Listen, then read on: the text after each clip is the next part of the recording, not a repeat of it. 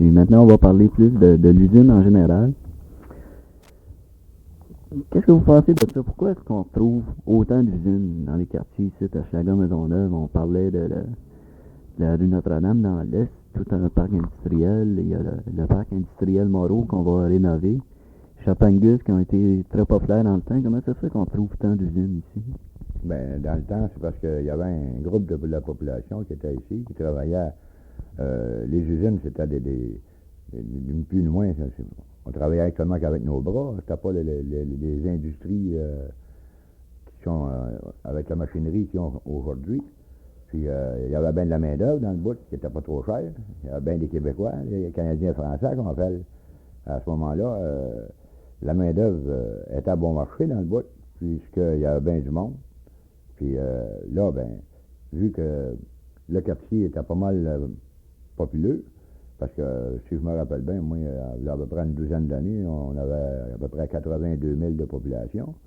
Ça donnait des bras pour l'industrie qui était en fonction de manuel, comparativement à aujourd'hui. Faut dire que dans l'histoire aussi, Maisonneuve, ici, ça a été une ville auparavant, là, puis les gens qui étaient à mal, là, puis au conseiller de la ville, les promoteurs aussi, propriétaires, encourageaient à ce que ce soit une ville industrielle. C'est pour ça qu'on a trouvé beaucoup d'usines, là, le long du fleuve, le long de la voie ferrée, là en haut. On parlait tantôt qu'il y a beaucoup plus de machinerie, vous venez tout juste de le dire.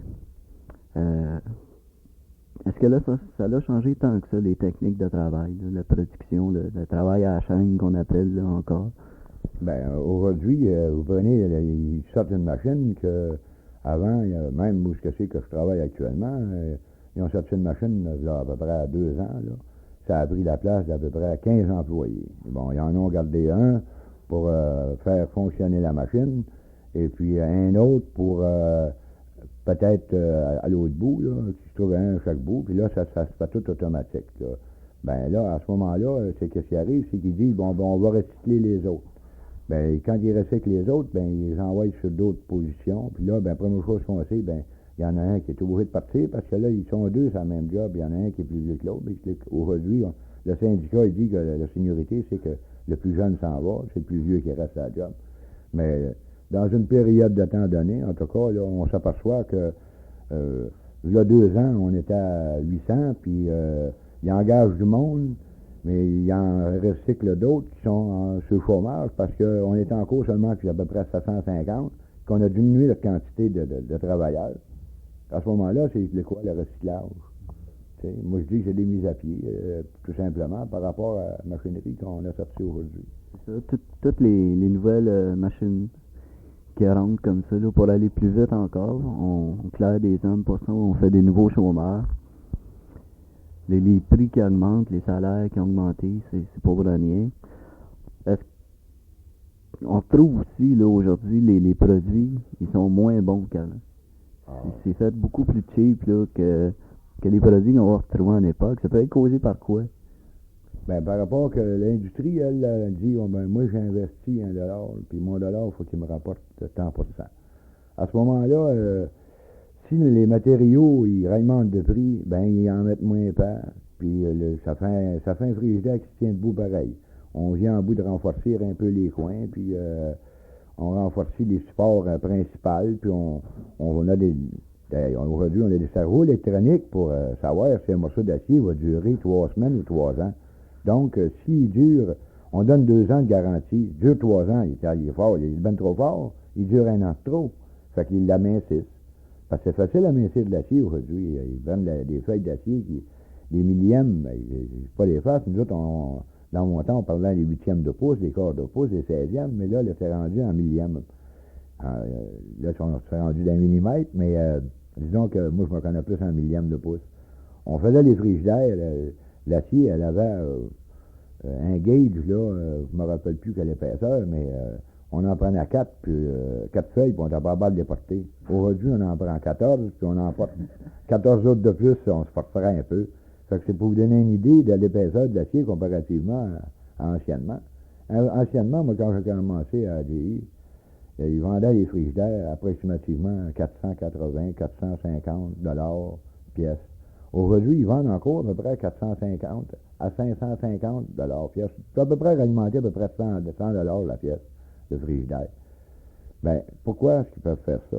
Parce que les moteurs, aujourd'hui, là, 20 ans, ils nous disaient, ces moteurs-là, tu penses qu'il n'est pas pour toffer, là, 15, 20, puis 25 ans, là, scrap-les. Aujourd'hui, il va-tu toffer de garantie? Oui, envoie-les sur le marché, c'est tout. C'est pas plus long que ça. C'est facile à comprendre par rapport à ça. Puis, les moteurs, ils pesaient 68 livres, aujourd'hui, ils en pèsent 18. Fait qu'il y a quelque chose de moins dedans, hein? Mais c'est pas un peu crash, ça, de tout réduire, là, comme ça, la durabilité puis les prix?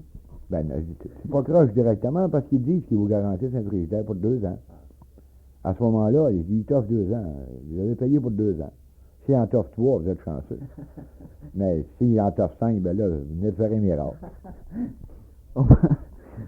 On parle les machines comme ça, si on continue là-dessus, est-ce que progressivement avec le temps, est-ce qu'on va pas retrouver plutôt les machines?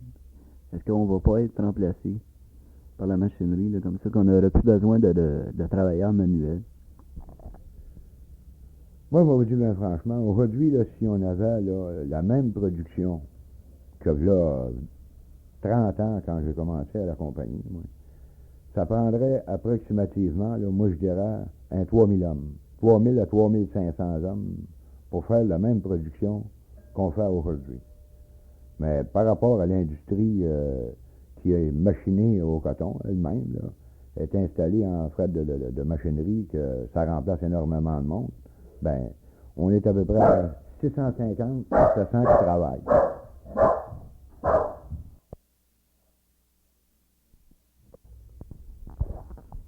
Donc, on parlait d'aujourd'hui, notre époque, avec toutes les techniques et la machinerie moderne.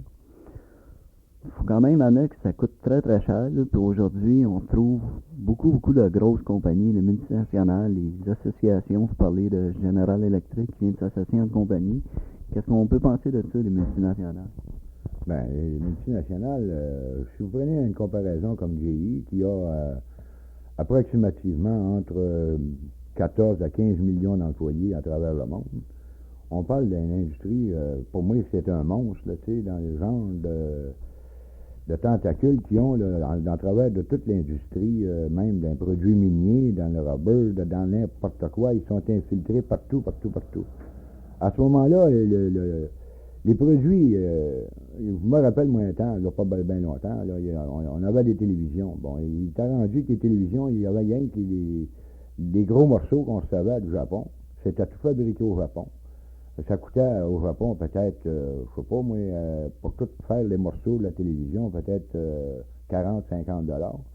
Puis rendu ici, l'assemblage, bon, c'était sur des chaînes encore, là, que là, ben, chacun pose son morceau, puis qu'elle est rendu au bout, elle est rendue dans le crête, elle est prête pour aller chez le client, là. Ben, la télévision, il coûtait peut-être 60 $, puis 75 $ chaque, puis elle vendait sur le marché 600-700 $. Ben, moi, je pense que dans toute l'industrie fait son profit dans ce sens-là, par rapport que les produits qui sont importés, eux autres ne payent pas de douane sur les morceaux, mais ils payent sur les produits finis s'ils exportent. Mais là, ils n'en exportent pas de produits finis, ils exportent des pièces qui sont tellement vite assemblées ici que ça ne prend quasiment pas d'employés, assez que c'est rendu que c'est plus payant. S'ils font pas assez d'argent avec ça, ben là, ils vont chercher d'autres choses. Donc, à ce moment-là, je ne sais pas, moi, ils ont arrêté de nous vendre des télévisions aux employés, là, disant que bon, il n'y aura plus de télévision pour les employés parce que c'est pas assez payant de les vendre aux employés, ils veulent les vendre dans les magasins.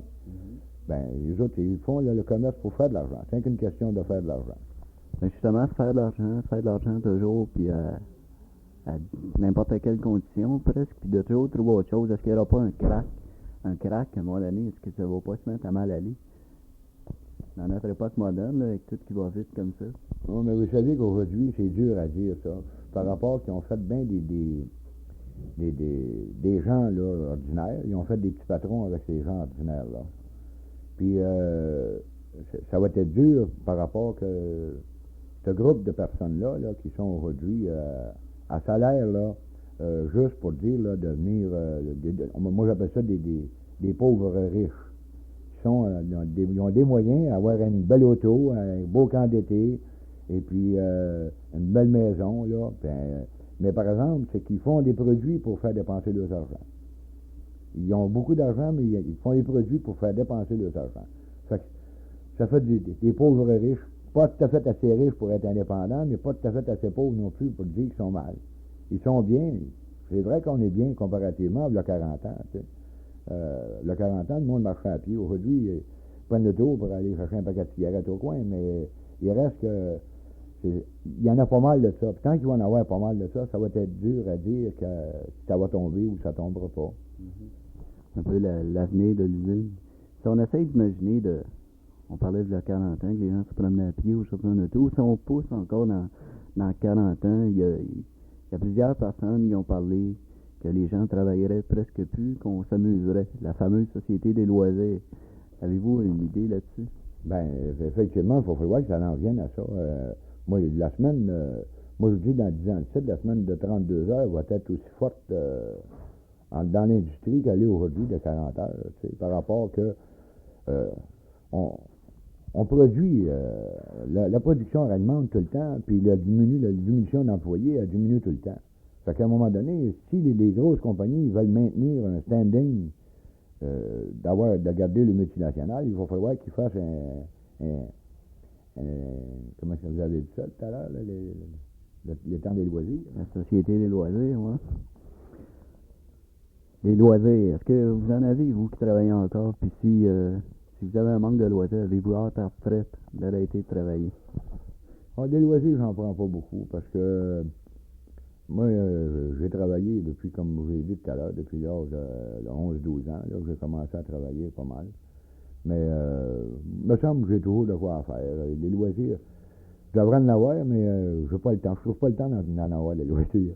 Parce que aujourd'hui, la main-d'œuvre est tellement chère. Puis là, il n'y a pas longtemps, je viens m'acheter une maison. Puis là, j'ai bien de l'ouvrage à faire dessus. Fait que les loisirs vont être encore de côté pour une couple d'années. Mais je pense à ma retraite, par exemple. Ça, c'est certain que j'y pense. Vous avez des projets pour quand vous allez arrêter de travailler? J'ai pas rien que des projets, j'ai des idées de m'en aller en campagne. Ça, là, j'ai toujours aimé ça, la campagne. Puis ma femme aussi, elle aime bien ça. Bien ça, là, je me dis, là, encore 7 ans, puis je compte les années, puis des fois, je compte les mois aussi. Puis je me dis, il reste 7 ans et demi, là, ça va rester 7 ans bien vite. Fait que, pour moi, la retraite, là, c'est quelque chose que je figure qu'un homme devrait préparer possiblement, là, peut-être 20 ans avant de prendre sa retraite, pour savoir qu'est-ce qu'il va faire. D'abord, pour pas être pris à dire, si je travaille plus, je peux bon rien. C'est pas vrai. Il y a des hommes qui ont bien plus de valeur à leur retraite qu'ils l'ont eu durant le temps qu'ils travaillaient, parce que durant le temps qu'ils travaillaient, ils pensaient rien qu'à faire de l'argent pour manger. Mais là, ils peuvent avoir de l'argent sans être obligés de travailler. Fait que là, ils peuvent faire quelque chose qu'ils veulent faire avant d'avoir pensé rien qu'à manger pour travailler pour manger. Vous disiez 7 ans avant la retraite, il y a plusieurs partis politiques qui promettent, en promesse électorale, d'abaisser l'âge de la retraite à 60 ans. Croyez-vous à ça? C'est une bonne chose? Ben moi, effectivement, c'est que je peux la prendre à 60 ans, même en perdant 6% par année, parce que nous autres, pour pas avoir de perte, il faut la prendre à 62 ans. Ben moi, je le calcule à 60 ans, parce que je me dis, j'ai hâte de prendre ma retraite. Ça fait longtemps que je travaille, puis il faut que je donne la place d'abord aux jeunes pour travailler. Pas rien que penser rien que toujours à travailler et à garder la place dans l'usine, mais j'ai hâte, moi, de prendre ma retraite à 60 ans. Puis moi, je dis que le gouvernement devrait mettre ça à 55 ans, même si c'est encore assez vieux à 55 ans. Déjà, les personnes peuvent être bonnes pareil. C'est pas parce qu'une personne n'est pas bonne prend sa retraite. Celui qui prend sa retraite, c'est parce qu'il a travaillé assez un nombre d'années. Là, il n'a plus besoin d'argent pour vivre autant comme quand il y a une gang d'enfants. Aujourd'hui, d'abord, 2 enfants, c'est des grosses familles. Fait que l'argent, c'est pas strictement nécessaire. Ça sert à rien d'avoir des gros comptes de la banque, on ne les emmène pas dans la tête. Moi, je pense que justement, les gens doivent arrêter de travailler quand ils sont encore en bonne condition pour pouvoir permettre de vivre là, ou de connaître autre chose que le travail toujours à l'usine. Ben, le travail toujours en usine, c'est comme quelqu'un qui est dans un appartement fermé, il n'a pas de porte, pas de châssis, il ne voit pas d'autre chose. Il arrive chez eux le soir, ben, il pense à se reposer pour être en forme pour aller travailler le matin. Puis il travaille toute la journée, il arrive chez eux le soir, puis il recommence encore. Moi j'appelle ça un lave pisco gare. C'est pas agréable, mais le monde vit rien que pour ça. Moi, j'arrive le soir, là, je dis que j'ai pas de loisirs, mais j'ai des loisirs, dans le sens que je regarde la maison, je regarde ce qu'il y a à faire, puis je me demande comment la meilleure manière de le faire, pour pas travailler trop fort, parce que je pense toujours à ça. Mais j'ai hâte à ma retraite, moi, comme tel, franchement. Bon, ben, c'était pas mal le mot de la fin, là. Fait que, M. Gagné, merci beaucoup. Bonjour. Bienvenue, ça m'a fait plaisir de parler aux gens du quartier. Bonjour à tout le monde.